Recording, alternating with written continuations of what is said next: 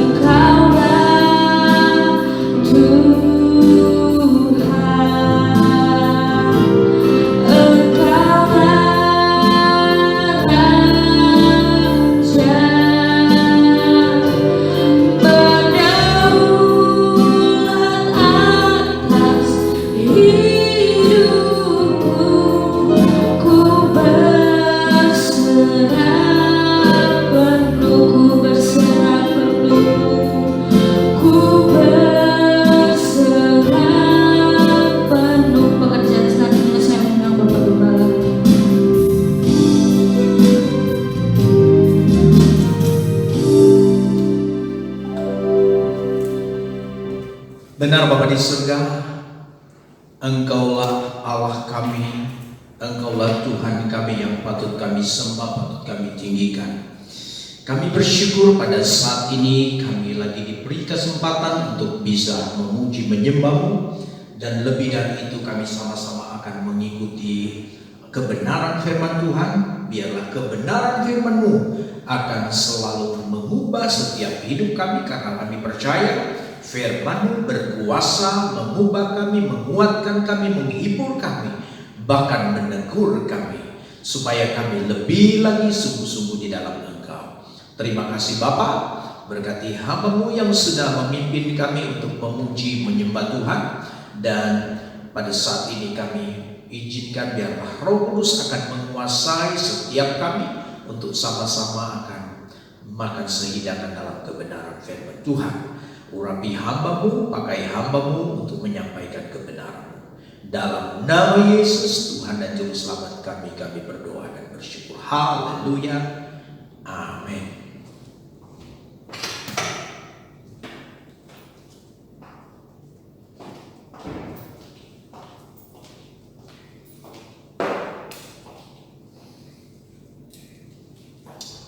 Puji Tuhan, Bapak Ibu Saudara sekalian yang dikasihi Tuhan kita Yesus Kristus.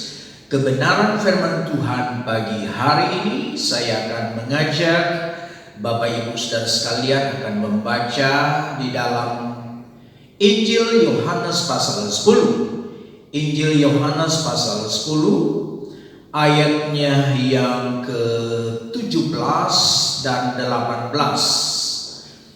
Dua ayat kita lihat dalam pembacaan ini. Yohanes pasal 10 ayatnya yang ke-17 dan ayatnya yang ke-18. Demikian firman Tuhan. Bapa mengasihi aku oleh karena aku memberikan nyawaku untuk menerimanya kembali. 18. Tidak seorang pun mengambilnya daripadaku, melainkan aku memberikannya menurut kehendakku sendiri. Aku berkuasa memberikannya dan berkuasa mengambilnya kembali. Inilah tugas yang kuterima dari Bapa-Ku. Demikian pembacaan firman Tuhan. Bapak Ibu Saudara sekalian yang kekasih di dalam Tuhan kita Yesus Kristus, hari ini kita akan belajar tentang bukti kealahan Yesus. Bukti kealahan Yesus. Karena karena akhir-akhir ini di medsos, di media sosial begitu gencar orang-orang memperdebatkan tentang kealahan Yesus dengan berbagai pernyataan dan pernyataan. Ya, sebagai berikut. Yesus sebenarnya hanyalah manusia, tapi dijadikan Allah oleh manusia. Ini pernyataan-pernyataan banyak orang. Lalu pertanyaannya, di mana dalam Alkitab ada pertanyaan-pertanyaan juga. Mereka bertanya, di mana di dalam Alkitab Yesus mengatakan bahwa Dia adalah Allah? Atau sejak kapan Dia menjadi Allah? Nah, ini pernyataan-pernyataan atau pertanyaan banyak orang. Dan banyak pernyataan dan pernyataan lainnya yang meragukan atau boleh saya katakan tidak percaya tentang kealahan Yesus. Nah, saya mau katakan begini, perlu kita ketahui, ya kita harus ketahui bahwa orang-orang yang mempersoalkan tentang kealahan Yesus, banyak di antara mereka dahulu orang-orang Kristen, orang-orang bersama dengan kita. Kata mereka itu mantan pendeta lah, mantan pelayan dan sebagainya, lalu berpindah agama. Kemudian dengan begitu yakin, begitu pede atau percaya diri, mengatakan bahwa Yesus sebenarnya hanya manusia biasa yang dijadikan Allah oleh orang Kristen. Karena menurut mereka sebenarnya tidak ada satupun dalam Alkitab, ayat dalam Alkitab ya, yang mengatakan atau Yesus berkata bahwa dia adalah Allah, yang mengatakan bahwa Yesus adalah Allah. Nah, apakah benar seperti itu Bapak Ibu? Saya mau katakan, untuk orang-orang seperti ini, orang-orang yang tidak percaya, orang-orang yang meragukan tentang kealahan Yesus, saya hanya mau katakan beberapa hal. Yang pertama, orang-orang seperti ini yang tidak percaya adalah sebenarnya orang-orang yang tidak membaca Alkitab secara keseluruhan dengan benar. Ya, orang-orang yang tidak membaca Alkitab secara keseluruhan dengan baik, dengan benar, sehingga mereka nggak ketemu, nggak nangkap apa yang disampaikan oleh firman Tuhan. Yang kedua, oke, mungkin juga mereka telah membaca, tetapi saya mau katakan tidak dipimpin oleh Roh Allah atau Roh Kudus. Karena ini penting sekali untuk membaca Alkitab, ya, yang begitu luar biasa, begitu banyak rahasianya. Kalau kita tidak dipimpin oleh Roh, kita tidak minta pimpinan Roh Allah, nggak mungkin kita mengerti. Nah, mungkin juga mereka membaca, tapi saya katakan mereka tidak dipimpin oleh Roh Allah. Karena jelas Alkitab berkata, coba kita lihat dalam Injil Yohanes, ya, dalam Injil Yohanes pasal 14 ayat 26. Injil Yohanes pasal 14 ayat 26 dikatakan begini. Tetapi penghibur, yaitu Roh Kudus, yang akan diutus oleh Bapa dalam namaku, dialah yang akan mengajarkan segala sesuatu kepadamu dan akan mengingatkan kamu akan semua yang telah kukatakan kepadamu. Jadi kalau tidak dipimpin Roh Kudus, Yesus katakan apa? Roh Kudus yang akan memberitahukan, akan mengajar, memberitahukan apa yang telah aku ajarkan. Nah, kalau bukan Roh Kudus, mereka nggak bisa mengerti. Jadi membaca Alkitab itu harus benar-benar, supaya mengerti harus dipimpin oleh Roh Kudus. Kalau nggak bisa, nggak mungkin dia bisa tahu. Banyak orang tahu, oh saya orang Kristologi, saya tahu, dia belajar tentang Kristologi kan ya. Tetapi kalau tidak dipimpin Roh Allah, mereka cuma mencari ayat-ayat yang untuk menyerang orang Kristen, menyerang Alkitab. Itu sebabnya nggak dipimpin oleh Roh Kudus. Banyak mengatakan, oh saya sudah baca semua, sudah mendapat gelar Kristologi dan sebagainya. Tetapi kalau tidak percaya, nah ini buktinya, ini tidak dipimpin. Kita lagi di ayat-ayat berikut, ayat di dalam Injil Yohanes juga. Injil Yohanes pasal 16 ayat 13. Perhatikan, Injil Yohanes pasal 16 ayat 13 dikatakan begini. Tetapi apabila ia datang, yaitu Roh kebenaran, ia akan memimpin kamu ke dalam seluruh kebenaran, sebab ia tidak akan berkata-kata dari dirinya sendiri, tetapi segala sesuatu yang didengarnya itulah yang akan dikatakannya, dan ia akan memberitakan kepadamu hal-hal yang akan datang. Perhatikan baik-baik. Ini kan Roh Kudus yang memimpin. Kalau Roh kebenaran itu akan memimpin kita, akan menolong kita, orang yang membaca Alkitab, sehingga dia bisa mengerti. Dikatakan dia akan memberitahukan segala hal-hal. Ya, dia akan menuntun kita ke dalam kebenaran, karena dia tidak akan berkata-kata dari dirinya sendiri, melainkan apa yang dia terima dari Bapa, itu yang disampaikan.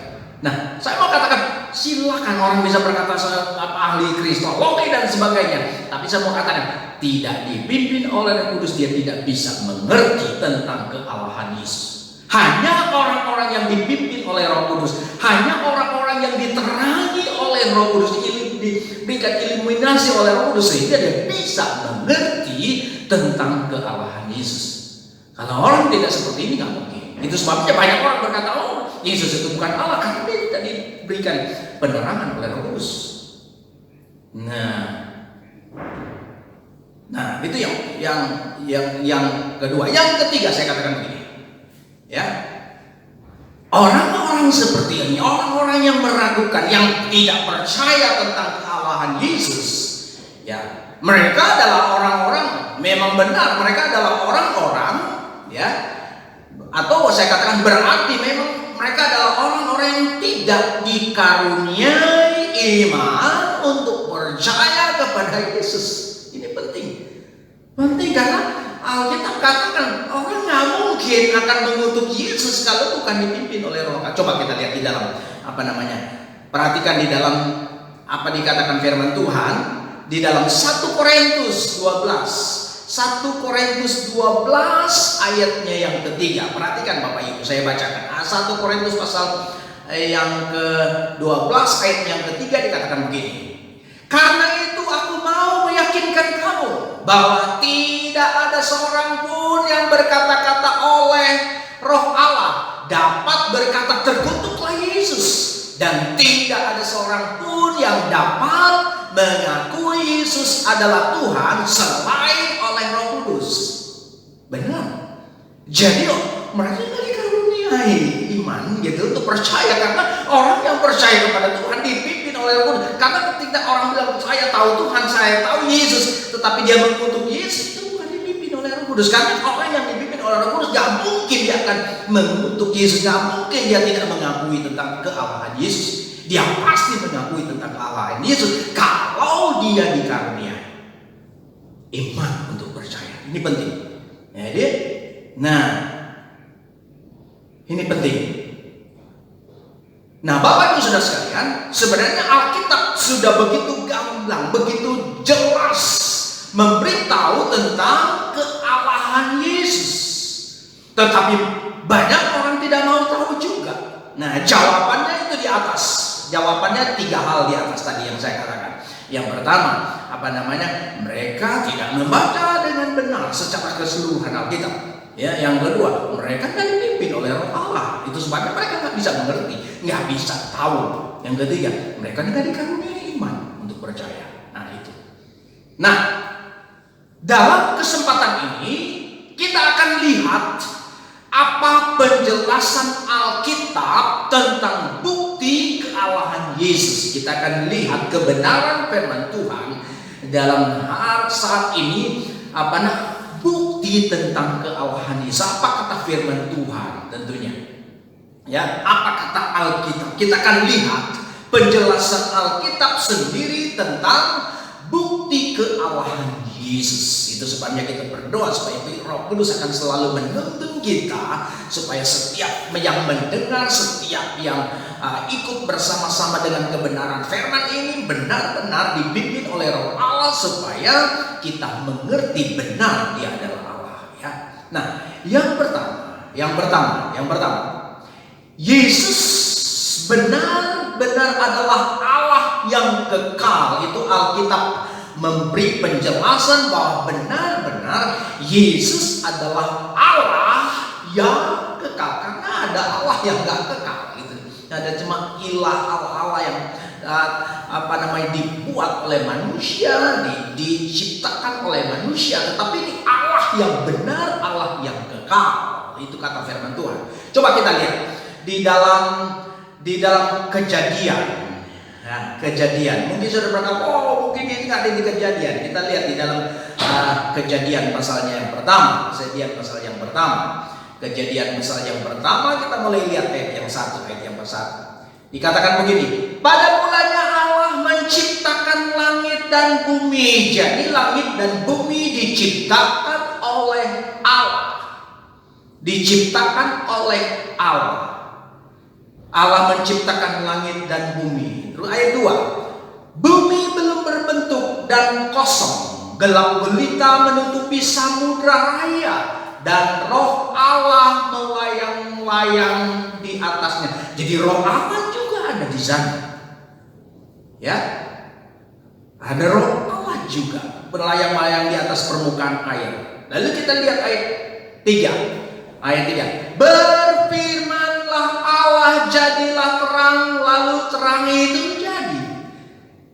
Berfirmanlah Allah, jadilah terang, lalu terang itu jadi. Ayat 6. Berfirmanlah Allah, jadilah cakrawala di tengah segala air untuk memisahkan air dari air. Ayat 9. Berfirmanlah Allah, hendaklah segala air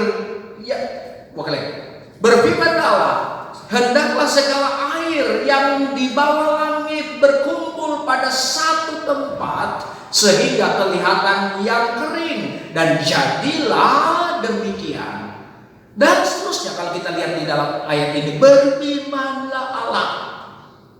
Nah, firman itu adalah Yesus. Jadi Allah menciptakan bumi ini dengan firman. Nah, firman siapa? Yesus, menunjuk kepada pribadi Yesus itu sendiri. Pribadi Yesus yang menjadi manusia. Jadi Yesus akhir, jadi Allah, Yesus adalah Allah. Dia ada waktu penciptaan karena Allah menciptakan dengan firman. Nah, dia menciptakan bumi ini dengan firman. Nah, makanya Yohanes ada yang adalah murid Yesus secara langsung. Dia murid Yesus secara langsung. Dia bersama-sama dengan Yesus, dia menjadi murid Yesus, dan dia tahu persis tentang Yesus. Dia kenal tentunya dengan baik tentang Yesus. Ya, dia murid. Dia menjelaskan apa yang dia lihat, apa yang dia ketahui tentang Yesus. Di dalam Injil Yohanes kita lihat, dia tahu persis tentang Yesus. Itu sebabnya dia bersama-sama, dia menjadi murid Yesus, pasti dia tahu persis tentang Yesus. Nah, itu sebabnya dia katakan di dalam Injil Yohanes pasal 1 ayat 1 sampai 3. Kita lihat Injil Yohanes pasal 1 ayat 1 sampai 3. Dia katakan begini. Pada mulanya adalah firman. Firman itu bersama-sama dengan Allah, dan firman itu adalah Allah. Ini saksi langsung. Ini Yohanes sendiri, murid Yesus, berkata, dia mengetahui bahwa benar-benar Yesus itu adalah dari mula. Dan dia adalah firman. Sekali dikatakan dia bersama-sama dengan Allah, dia adalah Allah. Firman itu bersama-sama dengan Allah, dan firman itu adalah Allah. Jadi benar. Jadi jelas Alkitab berkata firman itu adalah Allah. Yesus itu adalah Allah. Ayat 2. Ia pada mulanya bersama-sama dengan Allah. Dan ayat yang ketiga, saudara perhatikan ayat yang ketiga, dikatakan begini. Segala sesuatu dijadikan oleh dia. Segala yang ada dalam dunia, segala yang ada dalam bumi ini dijadikan oleh dia. Karena Allah berfirman, Allah menciptakan dengan firman. Perhatikan baik-baik. Segala sesuatu dijadikan oleh dia, dan tanpa dia tidak ada sesuatu pun yang telah jadi dari segala yang telah dijadikan. Jadi perhatikan baik-baik. Segala sesuatu dijadikan oleh dia, oleh firman, oleh Yesus. Bukti bahwa dia adalah Allah yang benar. Nah, masih tentang kealahan, tentang kekekalan Yesus. Ayat firman Tuhan berkata, ya, coba kita perhatikan apa yang dikatakan dalam Yesus. Dikatakan Yesus sendiri, ya, yang dikatakan Yesus dalam Yohanes 8. Kita lihat Yohanes 8 ayat 58. Yohanes 8 ayat 58 dikatakan begini. Kata Yesus kepada mereka, Aku berkata kepadamu, sesungguhnya sebelum Abraham jadi, Aku telah ada. Ini pengakuan Yesus sendiri. Dia katakan, sebelum Abraham jadi, Aku sudah ada. Waktu orang Yahudi mempertanyakan, wah, lebih tua mana kamu dengan Abraham? Tapi Yesus berkata, sebelum Abraham ada, Aku sudah ada. Dan pasti Abraham beriman kepada Yesus. Nah, coba kita lihat lagi. Wahyu, di dalam Wahyu, masih tetap di dalam perkataan firman Allah sendiri dalam kitab Wahyu. Kita lihat Wahyu. Wahyu pasal 1 ayat 8. Wahyu pasal 1 ayat 8. Aku adalah Alfa dan Omega, firman Tuhan Allah yang ada, yang sudah ada. Sekali lagi saya katakan. Wahyu 1 ayat 8. Aku adalah Alfa dan Omega, firman Tuhan Allah yang ada dan yang sudah ada dan yang akan datang, yang Maha Maha Kuasa. Jadi aku nih, Yesus berkata ya, aku adalah Alfa dan Omega, yang awal dan yang akhir. Dan dia penguasa langit dan bumi, dikatakan. Nah, Wahyu 12, saya kasih ayat lagi. Ya, Wahyu 12, Wahyu 21, Wahyu 21 ayat 6. Firman Allah gitu. Wahyu 21 ayat 6. Oke, Wahyu 21 ayat 6. Firman-Nya lagi kepadaku, semuanya telah terjadi. Aku adalah Alfa dan Omega, yang awal dan yang akhir. Orang yang haus akan kuberi minum dengan jelma-jelma dari mata air kehidupan. Jadi Yohanes menulis tentang apa yang disampaikan oleh Allah yang hidup. Ya, Allah yang hidup, yang saya katakan adalah Yesus itu sendiri. Masih dalam Wahyu 22 ayat 13. Wahyu 22 ayat 13. Aku adalah Alfa dan Omega, yang pertama dan yang terkemudian, yang awal dan yang akhir. Nah, gitu. Jadi firman Tuhan membuktikan, ayat-ayat firman Tuhan membuktikan bahwa benar-benar Yesus adalah Allah yang kekal. Nah, lalu yang kedua, kita lihat tentang nama Yesus ini sendiri. Namanya Yesus ini, karena kedatangannya sebagai manusia, ya, saya pernah katakan bahwa kekristenan berbeda dengan yang lain. Orang yang lain mungkin berkata, saya mencari Allah, terus mencari Allah. Manusia nggak bisa menemukan Allah kalau bukan Allah yang mencari manusia. Kalau kekristenan, Allah sendiri yang kepercayaan kita bahwa Allah sendiri yang mencari manusia, karena manusia nggak berdaya, nggak bisa apa-apa. Dia Allah sendiri yang mencari manusia. Itu sebabnya Yesus datang di dalam Yohanes pasal 1 ayat 14, dia sebagai firman diam di antara kita, bersama-sama dengan kita. Nah, Yesus ini karena kedatangan sebagai manusia, ini sudah disampaikan oleh Allah, disampaikan oleh nabi-nabi, dinubuatkan oleh nabi-nabi. Ya, ini penting sekali. Dia Allah sendiri berkata bahwa Yesus akan menjadi manusia, dan dia kata di namanya Yesus. Ya, coba kita lihat. Dinubuatkan oleh para nabi. Nah, mari kita lihat di dalam Keluaran. Nah, kita lihat dulu dalam Keluaran. Ini Allah sendiri yang berfirman. Ya. Di dalam Alkitab Keluaran pasal 6 ayat 2 dan 3. Keluaran pasal 6 ayat 2 dan 3 dikatakan begini. Selanjutnya berfirmanlah Allah kepada Musa. Jadi siapa yang berfirman? Allah yang menyampaikan kepada Musa. Ya, selanjutnya berfirmanlah Allah kepada Musa, Akulah Tuhan. Akulah Tuhan. Ya.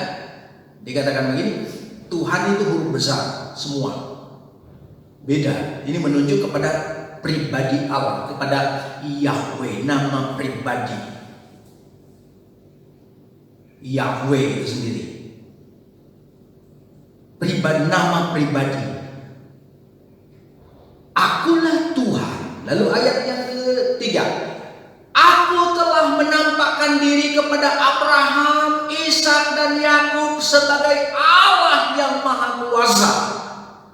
Jadi Yahweh telah menyatakan diri kepada Abraham, Ishak dan Yakub sebagai Allah yang Maha Kuasa. Ya, perhatikan. Tetapi dengan namaku Tuhan, aku belum menyatakan diri. Gitu. Jadi Musa belum tahu kan, belum menyatakan. Tetapi dengan namaku, aku belum menyatakan diri. Ini penting. Memang belum ada nama Yesus dalam perjanjian lama, belum ada nama Yosua Masih akan, tapi saudara perhatikan, aku belum dengan namaku sendiri, aku belum menyatakan diri. Nah, kita bandingkan dengan Ulangan pasal 8, ini nubuatan tentang Yesus. Ulangan pasal 18 ayat 18. Ulangan pasal 18 ayat 18 dikatakan begini. Seorang nabi akan kubangkitkan bagi mereka dari antara saudara mereka, seperti engkau ini aku akan menaruh firmanku dalam mulutnya, dan ia akan mengatakan kepada mereka segala yang kuperintahkan kepadanya. Nubuat ini banyak orang mengklaim, oh nubuat ini kepada ini, tapi benar apa Alkitab tidak pernah salah. Dia dikatakan kepada saudaramu, saudara Lewi siapa? Ya ada Yehuda, ada Ruben. Nggak mungkin bukan orang Israel, nggak mungkin bukan keturunan Israel. Semua adalah keturunan Israel, saudara-saudara mereka adalah keturunan Israel maksudnya. Aku akan membangkitkan seorang nabi yang segala sesuatu akan diberitahukan kepada dia. Segala perintahnya akan disampaikan, diberikan kepada dia. Nah, itu digenapi, kita lihat penggenapan di dalam Injil Matius, ya. Nah, apa yang dinubuatkan itu pasti digenapi. Itu sebabnya kalau kita belajar firman Tuhan itu luar biasa, ya. Keseluruhan firman Tuhan, maka kita akan menemukan betapa tidak ada kesalahan yang kita lihat di dalam kebenaran ini, ya. Segala sesuatu dinyatakan. Injil Matius pasal 1. Injil Matius pasal 21, Injil Matius 1 ayat 21. Injil Matius 1 ayat 21. Dia katakan begini, ia akan melahirkan anak laki-laki dan engkau akan menamakan dia Yesus, karena dialah yang akan menyelamatkan umatnya dari dosa mereka. Jadi diberitahukan kepada Yesus, nanti Maria akan melahirkan seorang anak laki-laki dan harus diberi nama Yesus. Itu sebabnya kita tahu Yesus, kita kenal Yesus sebagai Allah yang hidup tentu. Nah, kita bandingkan dengan Filipi. Nah, Filipi pasalnya yang kedua ayat 9 sampai 11. Filipi pasal 2 ayat 9 sampai 11 dikatakan begini. Itulah sebabnya Allah sangat meninggikan dia dan mengaruniakan kepadanya nama di atas segala nama. Dalam Matius dikatakan juga segala kuasa baik di bumi, di surga diberikan kepada dia. Ya, dalam Matius pasal 28 jelas di sana kita coba cari ayatnya bahwa di sana dikatakan segala kuasa di bumi, di surga diberikan kepada dia. Nah, ini dikatakan, ya, itulah sebabnya Allah sangat meninggikan dia dan mengaruniakan kepadanya nama di atas segala nama. Ayat yang ke-10. Ayat 10. Supaya dalam nama Yesus, jadi nama Yesus adanya disebut nama Yesus. Supaya dalam nama Yesus bertekuk lutut segala yang ada di langit dan yang ada di bawah bumi. Ayat 11. Dan segala lidah mengaku Yesus Kristus adalah Tuhan bagi kemuliaan Allah Bapa kita. Nah, ketiga kita lihat bukti tentang kealahan Yesus. Kita lihat ketiga, pekerjaan. Jadi Alkitab membuktikan, jadi bukti bahwa dia adalah Allah. Dia membuktikan dari segala pekerjaannya dan pengakuan makhluk yang ada di bumi. Baik manusia, setan juga mengakui, tahu bahwa dia adalah Allah. Setan tahu bahwa benar-benar Yesus adalah anak Allah yang hidup, anak Allah yang maha kuasa. Walaupun dia nggak percaya, dia nggak mau ikut, tapi dia tahu karena dia malaikat, dia dari surga, dia tahu. Manusia kan nggak tahu, tapi setan kan tahu, lebih banyak tahu dia daripada manusia. Karena dia dulu bersama-sama dengan ada di surga. Nah, ini ketiga. Jadi pekerjaan Yesus itu membuktikan bahwa dia adalah Allah. Bagaimana dia bisa mengampuni, bagaimana dia bisa menyembuhkan, bagaimana dia melakukan hal-hal yang luar biasa, yang hebat gitu kan. Itu membuktikan bahwa dia adalah Allah. Manusia tidak bisa. Manusia tidak bisa membangkitkan orang lain, tapi Yesus bisa. Yesus bisa. Manusia tidak bisa mengampuni karena manusia adalah orang yang berdosa, tapi Yesus bisa. Itu membuktikan bahwa dia adalah Allah. Tapi Yesus bisa. Itu membuktikan bahwa dia adalah Allah. Nah, coba kita lihat. Kita apa yang Yesus katakan di dalam Injil Yohanes pasal 14 ayat 11. Injil Yohanes pasal 14 ayat 11 dikatakan, percayalah kepadaku bahwa aku di dalam Bapa dan Bapa di dalam aku, atau setidak-tidaknya percayalah karena pekerjaan itu sendiri. Jadi pekerjaan Yesus itu sendiri membuktikan bahwa dia benar. Ada banyak pekerjaan Yesus yang Yesus lakukan yang tidak bisa dilakukan oleh manusia. Nggak bisa.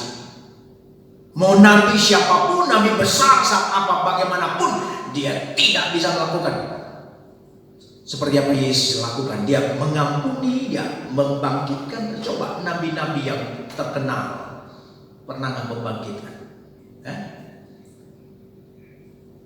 Kemudian saya katakan setan juga mengakui bahwa Yesus benar Allah gitu. Gitu. Manusia nggak mau mengakui. Coba kita lihat. Kita perhatikan Matius 8 ayat 28. Matius pasal 8 ayat 28 sampai 29 dikatakan begini. Ayat 28 dikatakan begini.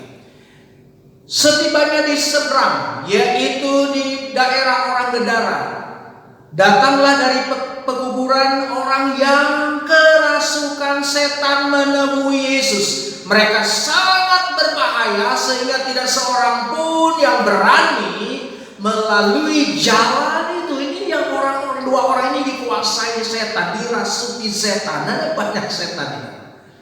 Ya gitu. Dan mereka datang kepada Yesus. Ayat 29. Dan mereka itu pun berteriak, katanya, apa urusanmu dengan kami, hai anak Allah? Adakah engkau kemari untuk menyiksa kami sebelum waktunya? Mereka tahu mereka akan disiksa. Setan tahu bahwa mereka akan disiksa selama-lamanya. Yang akan menyiksa mereka adalah Yesus. Itu sebabnya mereka katakan, belum waktunya. Kamu datang menyiksa aku sebelum waktunya. Apa urusanmu datang ke sini, hai anak Allah? Nah, mereka berteriak, apa urusanmu dengan kami, hai anak Allah? Dia tahu bahwa Yesus adalah anak Allah. Adakah engkau kemari untuk menyiksa kami sebelum waktu? Jadi mereka tahu firman, mereka tahu bahwa mereka akan disiksa. Akhirnya mereka akan disiksa selama-lamanya. Tetapi dia katanya tahu juga ini belum waktunya loh. Jadi Bapak Ibu perhatikan, mereka kan setan dikatakan belum waktu, mereka tahu firman kok. Mereka tahu belum waktunya. Nah itu. Nah kita lihat dari Markus 5 ayat yang ke-7. Markus 5 ayat yang ke-7. Kita lihat lagi. Dan dengan keras ia berteriak, apa urusanmu dengan aku, hai Yesus anak Allah yang maha tinggi? Nah, dia tahu bahwa Yesus anak Allah yang maha tinggi. Dia tahu. Ya. Jadi anak Allah yang maha, orang bilang, wah Yesus arti Allah punya anak, hanya Allah beranak. Enggak. Maksudnya bagaimana dia adalah Allah itu sendiri. Coba kita kan disebut anak manusia. Ya, saya disebut anak manusia. Kitab saya manusia, hakikat saya manusia, juga bisa disebut ini anak manusia. Pengertiannya kan seperti ini. Ya Yesus disebut anak Allah. Tidak, dia juga adalah Allah. Hakikatnya dia adalah Allah gitu. Jadi setan tahu bahwa dia anak Allah, dia adalah Allah gitu maksudnya. Yang terakhir kita lihat yang berikut. Lukas pasal 4 ayat 34 dan 35 dikatakan begini. Lukas 4 ayat 34 dan 35 dikatakan begini. Hai engkau Yesus orang Nazaret, apa urusanmu dengan kami? Engkau datang hendak membinasakan kami. Aku tahu siapa engkau yang kudus dari Allah. Ya, setan tahu. Aku tahu engkau Yesus siapa engkau. Aku tahu engkau adalah yang kudus dari Allah. Ayat 15. Ayat yang ke-35 maksudnya. Tetapi Yesus menghadiknya, katanya, diam keluarlah daripadanya, dan setan itu pun menghempaskan orang itu ke tengah-tengah orang banyak, lalu keluar daripadanya dan sama sekali tidak menyakitinya. Jadi setan takluk kepada Yesus. Ya, setan takluk kepada Yesus. Dia hanya perintahkan pergi, dia pasti pergi. Jadi orang percaya juga, yang percaya kepada Yesus, kalau apa mau saya ya bisa aja, karena kita adalah orang-orang yang percaya kepada kita adalah anak-anak Allah. Nah, kita lihat juga pengakuan manusia tentang Yesus.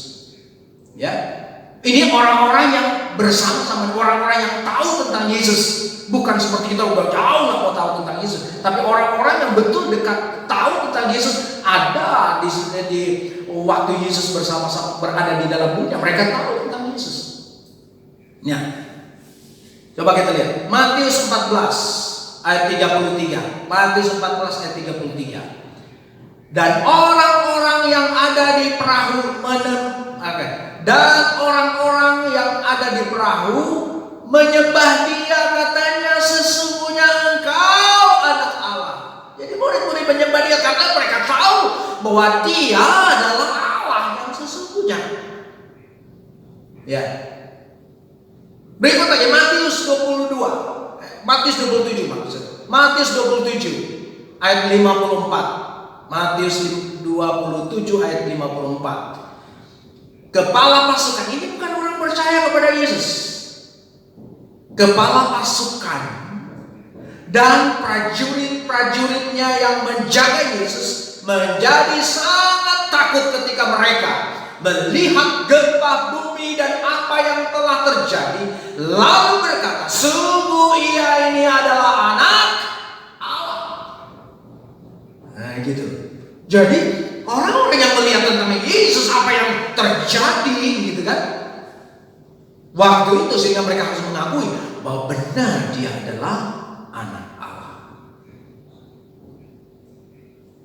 Kemudian pengakuan Thomas dalam Yohanes 20 ayat 28. Yohanes 20 ayat 28 dikatakan begini. Thomas menjawab dia, ya Tuhanku dan Allahku. Thomas tahu bahwa dia benar-benar ada Allah karena dia telah bangkit dari antara orang mati. Nah, yang ketiga. Lalu kita lihat yang keempat. Yesus sendiri yang mengatakan bahwa dia bukan dari ini. Ini membuktikan bahwa dia adalah Allah. Dia bukan dari dunia ini. Yesus sendiri berkata, aku bukan dari dunia ini. Lalu dari manakah Yesus? Nah, kita lihat Yohanes pasal 6 ayatnya yang ke-38. Kita lihat apa kata Yesus dalam Yohanes pasal 6 ayatnya yang ke-38. Dikatakan begini. Sebab aku telah turun dari surga bukan untuk melakukan kehendakku, tetapi untuk melakukan kehendak Dia yang telah mengutus aku. Dari mana Yesus dikatakan? Dari surga. Aku turun dari surga. Jadi Yesus berkata, jadi orang berkata, gimana Yesus berkata bahwa dia adalah Allah gitu kan? Ini membuktikan bahwa dia adalah Allah karena dia dari surga. Dikata, aku turun dari surga dan segala sesuatu yang aku katakan adalah aku katakan dari Dia yang mengutus aku. Bukan karena dia sendiri. Dia telah turun dari surga bukan untuk melakukan kehendakku, tetapi untuk melakukan kehendak Dia yang telah mengutus aku. Ya, benar kan? Bahwa dia adalah Allah karena dia dari surga. Ya. Nah, perhatikan juga apa yang dikatakan Yesus dalam Yohanes 8 ayat 23. Yohanes 8 ayat 23 dikatakan begini. Lalu ia berkata kepada mereka, kamu berasal dari bawah, aku dari atas. Kamu dari dunia ini, aku bukan dari dunia ini. Jadi kamu berasal dari bawah, aku dari atas. Kamu berasal dari dunia ini, aku enggak. Karena tempatnya bukan itu, dia dari surga. Itu sebabnya dia bisa berkata, akulah jalan, kebenaran, dan tidak ada seorang pun yang sampai ke Bapa kecuali melalui Dia. Nggak mungkin. Karena Dia dari surga, Dia bisa pastikan bahwa orang yang bersama dengan Dia pasti bisa ke surga. Jadi dalam Yesus pasti ada kepastian. Kalau di luar Yesus belum ada kepastian. Jadi benar bahwa Dia bisa berkata, akulah jalan, karena Dia dari surga. Dia tahu tentang surga, Dia tahu tentang segala sesuatu. Itu sebabnya Dia berani berkata, akulah jalan, kebenaran dan hidup. Tidak ada seorang pun yang sampai kepada Bapa kecuali lewat aku, lewat Dia. Nah gitu. Oke, yang terakhir, yang kelima. Ya, kita lihat. Nah, kembali kepada ayat tadi, kita lihat pernyataan Yesus sendiri dalam ayat yang kita sudah baca, menjadi ayat pokok kita tadi, ya. Pernyataan Yesus dalam ayat pokok kita, ya, Yohanes pasal 10. Kita kembali kepada Yohanes pasal 10. Kita perhatikan kembali Yohanes 10 ayat 17 dan 18. Dikatakan begini. Bapa mengasihi aku, oleh karena aku memberikan nyawaku untuk menerimanya kembali. Jadi Dia bisa ini siapa yang bisa melakukan? Dia bisa memberikan nyawanya dan juga Dia bisa mengambil. Nggak ada manusia seperti itu. Ayat 18. Tidak seorang pun mengambilnya daripadaku, melainkan aku memberikannya menurut kehendakku sendiri. Aku berkuasa memberikannya dan berkuasa mengambilnya kembali. Inilah tugas yang kuterima dari Bapakku. Artinya apa, Bapak Ibu?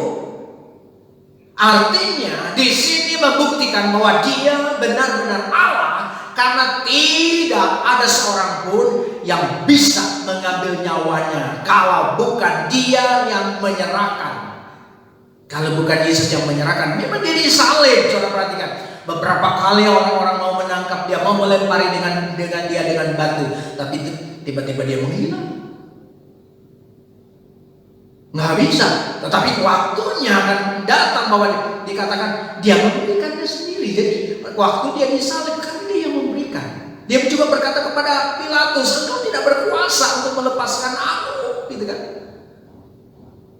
Kalau bukan itu dari Allah gitu. Karena Yesus adalah, jadi Dia yang bisa menyerahkan gitu. Nah, nggak bisa. Jelas gitu kan.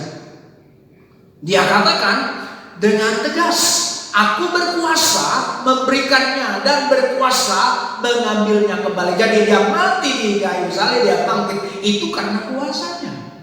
Dia memberikan nyawanya. Dia bisa bangkit karena Dia adalah Allah yang Maha Kuasa. Perhatikan ini Bapak Ibu. Ini penting sekali. Coba kita ingat siapa manusia di dalam dunia ini yang menyerahkan nyawanya lalu bisa mengambilnya.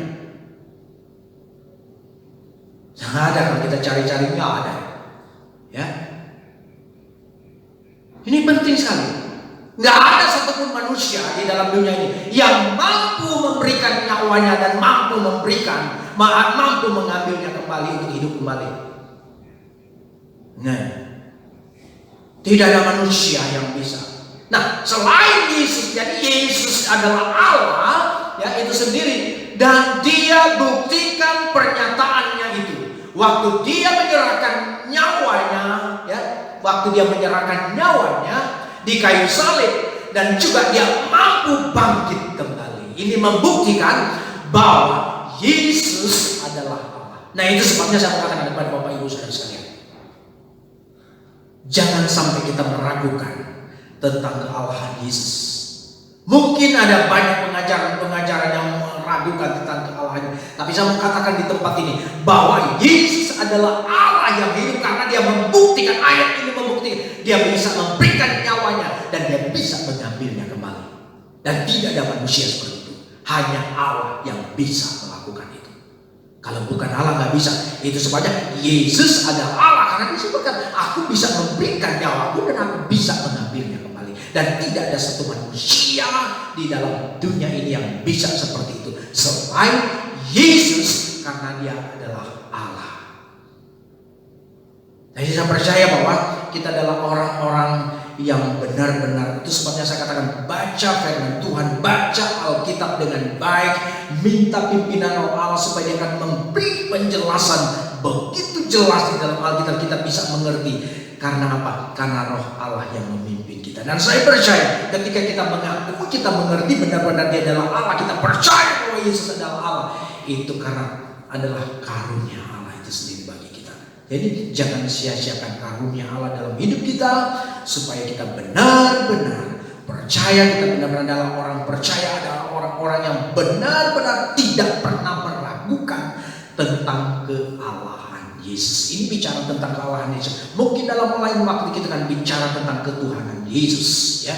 Puji Tuhan, biarlah kebenaran firman Tuhan pada hari ini itu memberikan keteguhan kepada kita, meneguhkan kita, menguatkan kita, supaya benarkan mari kita menjadi orang percaya dan orang-orang percaya kepada Tuhan yang tetap dipimpin oleh Roh Allah. Haleluya. Mari kita berdoa.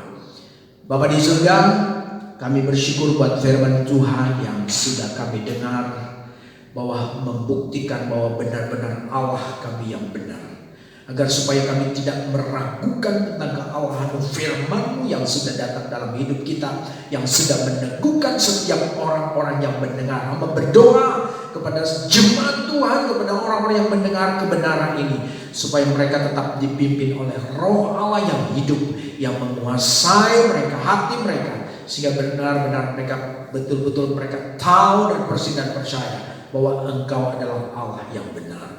Terima kasih Tuhan Yesus. Terima kasih buat berkat firman-Mu bagi kami. Terpuji nama-Mu, di dalam nama Tuhan Yesus Kristus kami berdoa dan bersyukur. Haleluya. Amin. Puji Tuhan. Kita akan memberikan korban persembahan, dan saya akan menyanyikan satu pujian bagi Tuhan.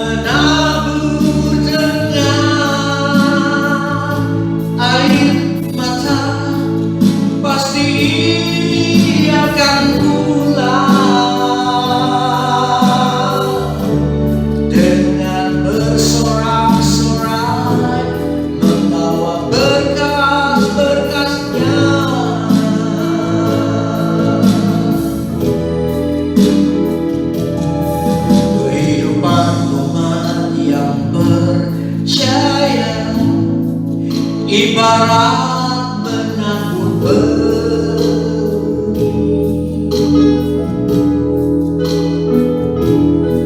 ia menantikan tuaiannya hingga waktu akhirnya.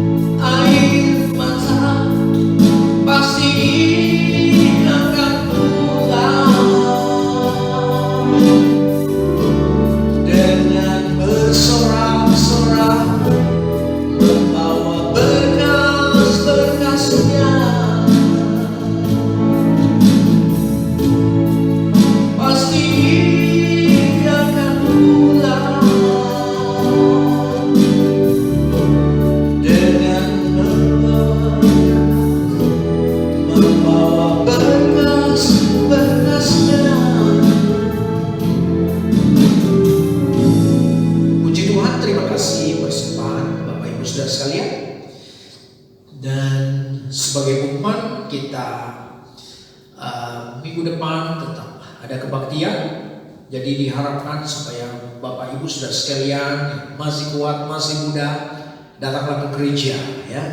Jangan, walaupun kami ada online, tetapi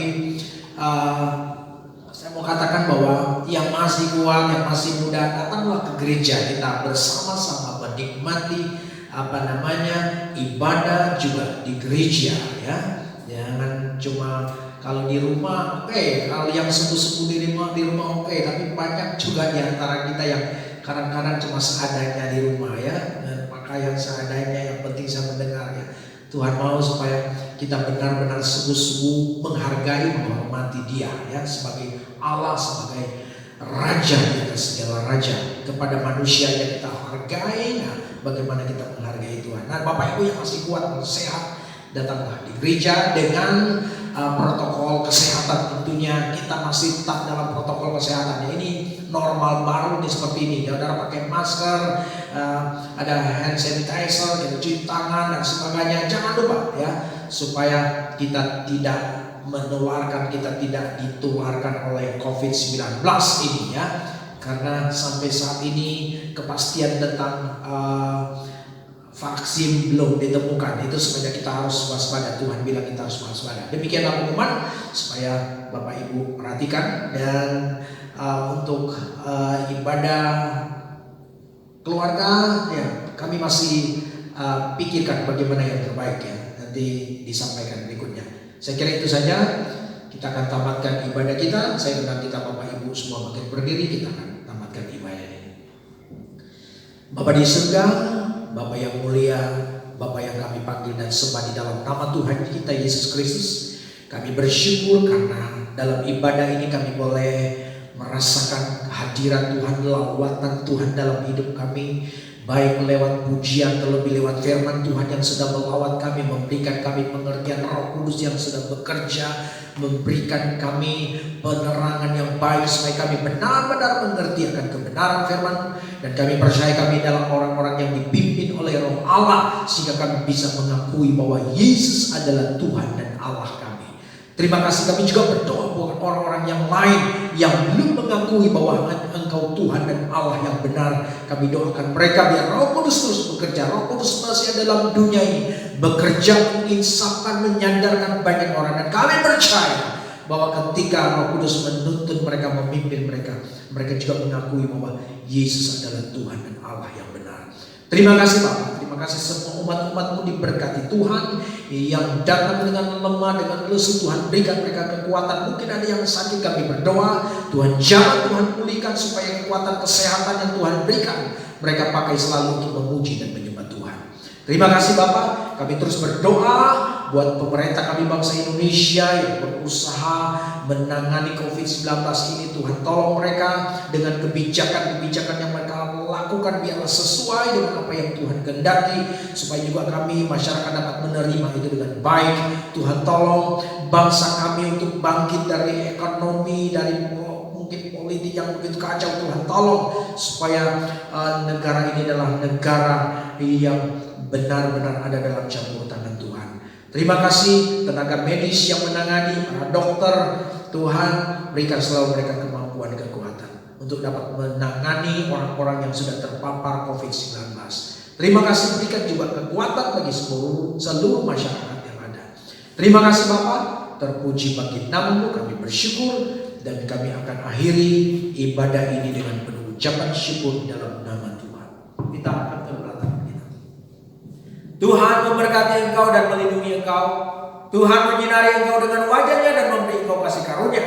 Tuhan menghadapkan wajahnya kepadamu dan memberi engkau damai sejahtera. Oleh karena itu terima dan bawalah berkat damai sejahtera daripada Allah Bapa kita, kasih sayang yang sempurna dari Tuhan kita Yesus Kristus, serta persekutuan penghantaran dari Allah Roh Kudus menyertai kita, menolong kita, menghibur kita sampai Maranatha Tuhan Yesus datang kali yang kedua. Di dalam nama Bapa, Anak dan Roh Kudus, yaitu di dalam nama Tuhan Yesus Kristus, kami akhiri ibadah ini. Haleluya, haleluya. Amin.